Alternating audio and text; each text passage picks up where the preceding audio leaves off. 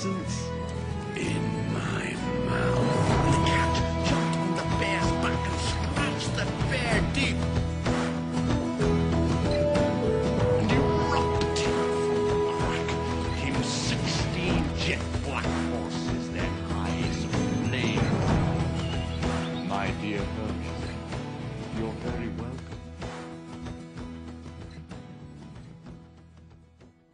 Once there was a boy called Billy, and he was a very lucky boy because both his mum and his dad were very, very rich, and they lived in a very, very big house.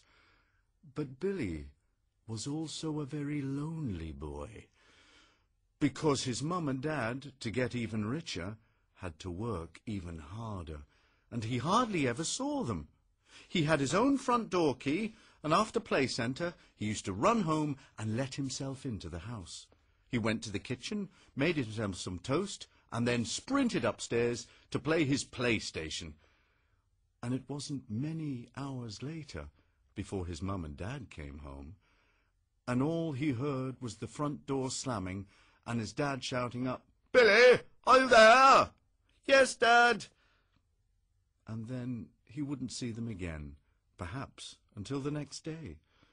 Well, one day, it was a Sunday, Mum and Dad were home, and they were all round eating their Sunday dinner, and that was a great time for Billy. But the phone rang, and Dad got up, picked up the phone and said, "Hello, I beg your pardon. What? But just a minute, we cannot, I do not take responsibility." "Oh, all right, I'll be there." Mum turned and said, "Who's that?" "It was the hospital. My father, your grandfather Billy, I'm afraid, well, his heating doesn't work, one of his windows is smashed, and he can't look after himself any more. We can't afford to put him into a home." "No, we can't," said Mother. "We have 2 foreign holidays a year. I mean, we can't give those up." "So, the hospital can't look after him any more," said Dad. "It means he has to come and live with us." Dad said, "Oh, dear." Mum said, "Oh, no." Billy said, "Yes," because he loved his granddad. His granddad was full of stories and always had time for Billy. Billy was so excited, it was as if he was sitting on thorns waiting for his granddad to come. The car pulled up outside. Dad got out, opened the boot, and picked up Granddad's one suitcase and brought it to the front door. Then he opened the door for the old man, who slowly got out and came into the house. "Grandad," said Billy. "Oh, hello, Billy boy. It's good to see you, son. Good to see you." Mum said, "Now, I think you should sleep downstairs because I need the room for my dressing room and Roger needs the room for his office." "Well, that's all right. I don't mind." "You'll be sleeping on a camp bed." "Oh, I'm used to it." "Are you sure?" said Billy. "Oh, yeah, Billy boy. During the war, we used to sleep on camp beds all the time. It's quite enjoyable, actually." That night, Grandad stayed downstairs. Billy stayed with him for a long time, and they talked into the night. Well, the next day, at dinner time, the 4 of them were sitting round the table. It was soup first, and Grandad got his soup, but Grandad, he had no teeth, so when he sipped his soup, he made a noise.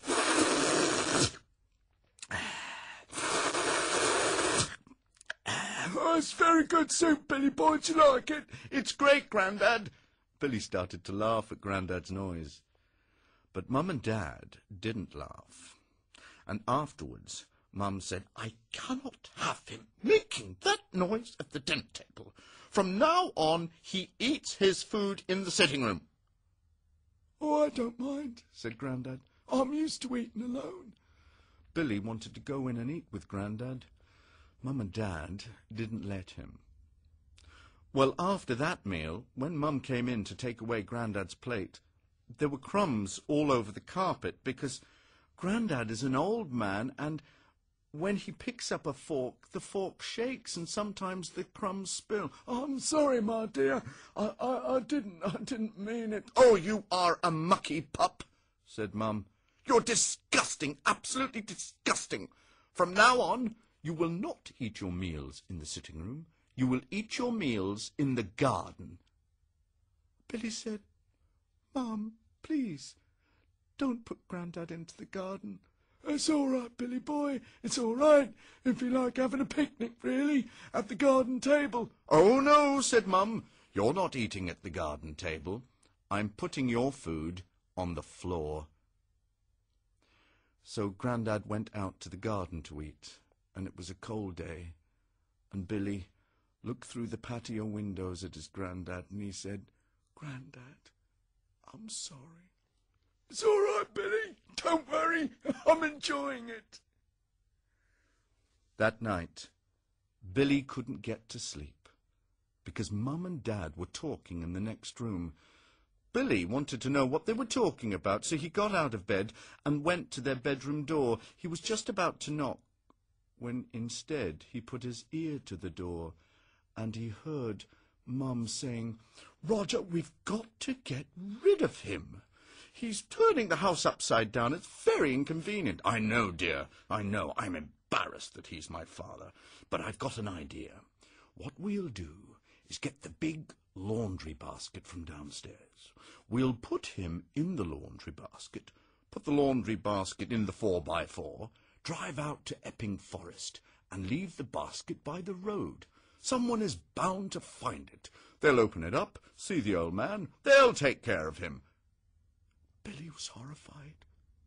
He opened the door. He said, Please, Mum and Dad, don't do that to Grand. Billy, get back to your bed now. Don't be such a naughty boy. Get back. Billy had to go back to his bed. Mum and Dad went downstairs to where Grandad was sleeping. Dad said, Father, come on, get up now. Oh, hello, son. What's the matter? You're going on a little journey. They pulled out the laundry basket and opened it. Father, you'll have to get into the basket. Oh, why is that, son? Trust me, Father, trust me. I am your son. Grandad got into the laundry basket, and Mum and Dad pulled the laundry basket out the front door to the 4x4. Billy looked out the window. Mum! Dad! Billy, get back in. We don't want the neighbours to wake up. Quickly, open the door of the disco, darling. Try and get him in. But, Dad, please, please. Billy, what is it? Dad, please remember to bring back the laundry basket. Bring back the laundry basket? But why, boy, why? Because I'm going to need that basket when you get old, Dad. Dad stopped. And he thought, what am I doing? My own Dad. I'm trying to leave him by the road. He opened the basket and he said, Dad, I'm sorry. I'm so sorry. That's all right, son. And he helped Dad out of the basket. Grandad sat at the dinner table the next day, and when he slurped his soup, Dad got his soup spoon and slurped his soup. Mum got her soup spoon and slurped her soup. And they both burst out laughing. When Grandad spilt some crumbs on the table, Mum didn't mind. And when Grandad got very ill, and he died, they all cried. But they weren't tears of sadness. They were tears of joy that they had all spent the last days of that wonderful man together. And that is the end of the story.